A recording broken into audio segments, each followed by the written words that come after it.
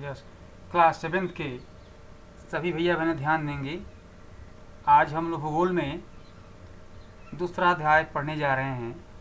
हालांकि इस अध्याय को हम लोगों ने आधे भाग को पढ़ा था और कुछ ये बड़ा चैप्टर होने के कारण इसको हम लोगों ने छोड़ दिया था। आज शेष भाग को पढ़ेंगे। थोड़ा सा ये हम जानकारी लेना चाहते हैं कि भैया बहनों, जो पढ़ाया गया इस चैप्टर में हमारी पृथ्वी के अंदर, इसमें से आप लोग कितना जान पाए, सुनने के बाद कितना आप लोग उसको याद किए, आपके मन में, मस्तिष्क में, आपके ज्ञान में इस पाठ का जो आधा भाग हम लोगों ने पढ़ा वो कितना आपके पास है। चलिए, पृथ्वी के अंदर, हमारी पृथ्वी एक ग्रह है भैया बहनों, पृथ्वी हमारी एक ग्रह है।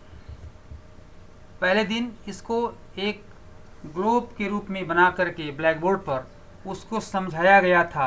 जैसे आप देख रहे हैं कि इस ग्लोब में सबसे पृथ्वी का ऊपरी भाग को हम पर्पटी कहते हैं और इसके बाद ये स्थल मंडल, और इसके बाद इसमें जो इसका आंतरिक भाग है जो क्रोड कहलाता है, और इसके ठीक कुछ दूरी पर जाने के बाद मेटल होता है। ये मेटल हमारा जो है पर्पटी के ठीक नीचे मेटल होता है, जिसको हम 2900 किलोमीटर की गहराई तक फैला हुआ होता है। अर्थात मेटल के बाद क्रोड होता है, आंतरिक क्रोड। यह चीज़ हम लोगों ने पढ़ा। विभिन्न प्रकार के शैलों का प्रकार पढ़ा। शैल किसे कहते हैं? चलिए आप बताइए, यथार्थ शैल किसे कहते हैं? चलिए आप बताइए, अमर बिहार आप बताइए, शैल किसे कहते हैं? आप देखिए, शैल जो है पृथ्वी की पर्पटी के अनेक प्रकार के शैलों से बना है। पृथ्वी की पर्पटी बनाने वाले खनिज पदार्थ की किसी भी प्राकृतिक पिंड को शैल कहते हैं। किसी भी प्राकृतिक पिंड को शैल कहते हैं। अब ये शैल कितने प्रकार के होते हैं? आग्नेय शैल, रूपांतरित शैल, अवसादी शैल। ये शैल 3 प्रकार की होती हैं। जीवाश्म किसे कहते हैं? जीवाश्म शैलों की परतों में दबे मृत पौधों एवं जंतुओं के अवशेषों को जीवाश्म कहते हैं। अब आप देखते हैं कि पुराने काल में, अतीत काल में पौधों के दबने से कोयला ही बनता है। इस प्रकार से हम इस पाठ में शैलों के प्रकार और शैलों से बनने वाले हमारे अनेक प्रकार के जो तथ्य हैं उसको हम लोगों ने अध्ययन किया। और शैल से क्या तात्पर्य है, आग्नेय शैल, रूपांतरित शैल, अवसादी शैल, ये पढ़े। इस प्रकार से आज हम लोग पढ़ेंगे शैल चक्र। शैल चक्र क्या है? जैसे भैया बहनों, हम लोग पढ़ते हैं कि जल चक्र। जल चक्र का मतलब कि पानी बादल के परिणाम स्वरूप नीचे आना, महासागर में आना, और महासागरों का जल पुनः क्या वाष्पित होकर के और बादल का रूप ले लेना। अर्थात जल का नीचे आना या जल का फिर वाष्पीकरण के द्वारा ऊपर जाना, ये जल चक्र है। जैसे हम लोग देखते हैं कि पानी को हम ठोस बनाते हैं, फिर पानी द्रव रूप में रहता है, फिर हमारा ये जल का यही चक्र ठीक इसी प्रकार से हमारा शैल चक्र है। जैसे शैल छोटे छोटे टुकड़ों में विभाजित होकर के और अवसाद का रूप ले लेता है, और यही अवसाद फिर अग्नि शैल के द्वारा मैग्मा बन करके पिघलता है और अवसादी शैल में परिवर्तित होता है। कभी कभी रूपांतरित शैल, इसका नाम एक दिया गया रूपांतरित शैल, कि इसका रूप बदलता रहता है। तो इस तरह से हम देखते हैं कि जब पृथ्वी पर इस शैल चक्रों का एक निर्माण हुआ तो आपको यह जानकर आश्चर्य होगा कि किन्हीं निश्चित दशाओं में एक प्रकार की शैल चक्री तरीके से एक दूसरे में परिवर्तित हो जाते हैं।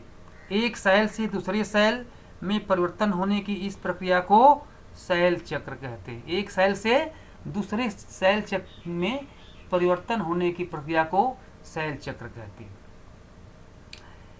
आप जानते हैं कि द्रवित मैग्मा ठंडा होकर ठोस आग्नेय शैल बन जाता है और ये आग्नेय शैल छोटे छोटे टुकड़ों में टूटकर एक स्थान से दूसरे स्थान पर स्थानांतरित होकर अवसादी शैल का निर्माण करते हैं। भैया बहन देखते हैं कि ये जो बालू है,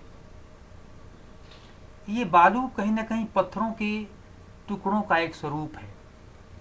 ये शैल आपस में टकरा करके और छोटे छोटे कलांतर में घिसते घिसते घिसते घिसते ये बहुत महीन छोटे छोटे टुकड़े में बैठ जाते हैं और यही जल के साथ बह करके किसी निश्चित स्थान पर वो बालू के रूप में हमें प्राप्त होता है। ठीक उसी प्रकार से ये एक शैल है जो ये अवसाद के रूप में हमें प्राप्त होता है और तापमान एवं दाब के कारण ये आग्नेय एवं अवसादी शैल कायांतरित शैल में बदल जाते हैं। और कभी कभी क्या होता है, यही शैल जो कायांतरित शैल के रूप में और ये अवसाद शैल के रूप में बदल जाते हैं। अत्यधिक तापमान एवं दाब के कारण कायांतरित शैल पुनः पिघलकर द्रवित मैग्मा बन जाता है। ये देखा गया कि ये शैल जो है कभी कभी अधिक तापमान के कारण ये शैल पिघलता भी है। और जैसे हम देखते हैं कि ज्वालामुखी उद्गार के कारण जो है अनेक प्रकार के पत्थरों से या पृथ्वी से जो ये वो मैग्मा निकलता है, वो मैग्मा जब ठंडा होता है तो क्या है, वो शैलें बन जाता है। उसको हम कहते हैं कि ज्वालामुखी उद्गार के कारण जो शैल मैग्मा बन करके निकलता है और फिर ठंडा होता है, जो काले रूप में होता है, वो भैया बहनों हमारे जड़ी बूटियों के काम में आता है। जिसे देखते हैं उसको ये बड़े ये एक वैद्यकी दवा के रूप में उसका इस्तेमाल करते हैं, जिसको हम शिलाजीत कहते हैं। वो अनेक प्रकार के दवाइयों में उसका हिस्सा वो लिया जाता है, इसी कारण से हमारा जो है आयुर्वेद का निर्माण होता है।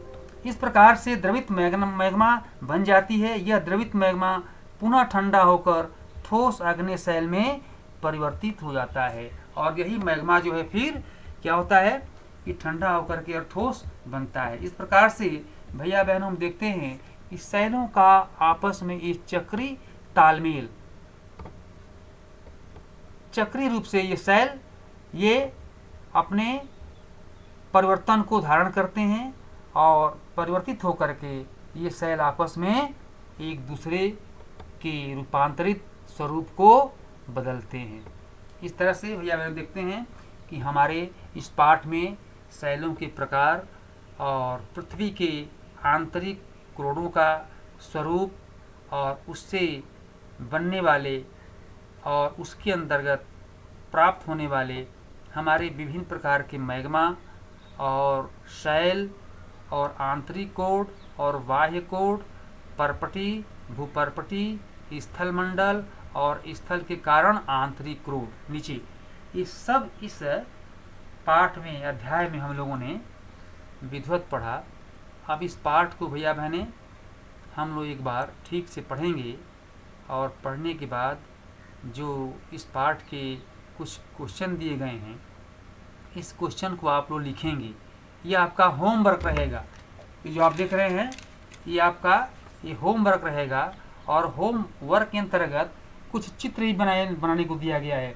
जैसे आप देखिए गृह कार्य, अध्याय 2 को पुनः पढ़ना तथा दिए गए प्रश्नों का उत्तर लिखना। पहला, जीवाश्म किसे कहते हैं? परपटी किसे कहते हैं? आग्नेय शैल किसे कहते हैं? शैल चक्र किसे कहते हैं?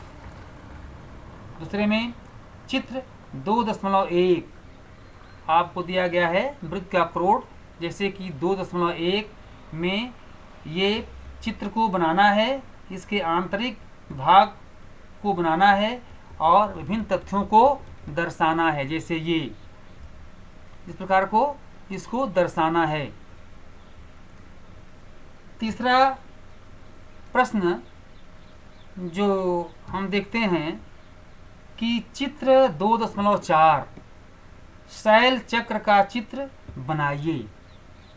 भैया बहनों, शैल चक्र का चित्र बनाना है। जैसे आप देख रहे हैं ये शैल चक्र का चित्र ये है। जैसे मैग्मा है, आग्नेय शैल है, रूपांतरित शैल है, कायांतरित शैल है, अवसाद है।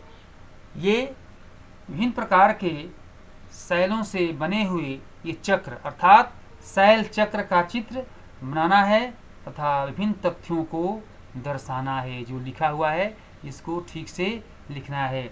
इस प्रकार से इतने के बाद हम इस पाठ का जो प्रश्नोत्तर है उसको भी नोट्स के रूप में आपको हम देंगे। इस प्रकार से भैया बहनों हम ठीक से इस पाठ को पढ़ें और प्रश्नोत्तरों को लिखें और उसे याद करें। धन्यवाद।